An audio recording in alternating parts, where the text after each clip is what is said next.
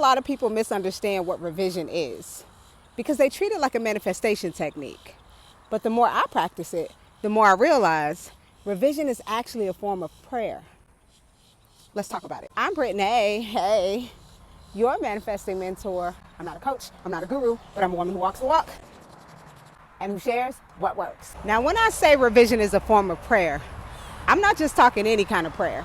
I'm talking the most powerful form of prayer that you can use. Because when most people think about prayer, they think about asking, hoping, wishing things would change. But revision is quite different. Revision is you deciding, I'm not going to stay emotionally connected to the version of the past that's keeping me stuck. It's you going back to a moment, a conversation, a memory, an experience, and choosing to see it differently. And not to deny what happened, but to release the emotional charge that's been living in your body ever since. Because here's the truth.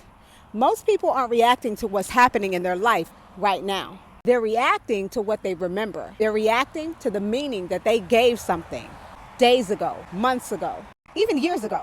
And every time they replay that same story, they reinforce that same feeling, the same identity, the same outcome. So nothing really changes. And that's why revision is so powerful. Because instead of asking life to change, you change your relationship to what already happened. You soften it. You rewrite the meaning. You create a new emotional experience. And your body responds to that. Your mind responds to that. Your energy responds to that. And over time, your reality starts to reflect that. And this is something I practice constantly now. Before I go to sleep, I'll revisit moments from my day.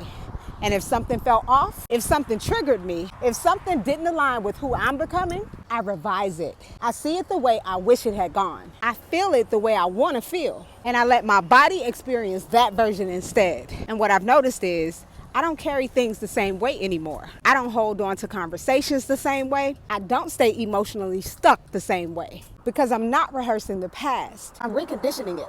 And to me, that's prayer.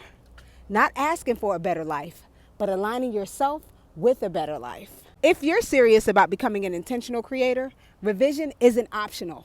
It's a tool that you reach for over and over again until your past no longer controls the way you show up in your present. I talk about this in my Becoming Supernatural Breakdown series. It features my personal reflections and live replays. I don't know who needs to hear this, but this is your reminder, and you got this.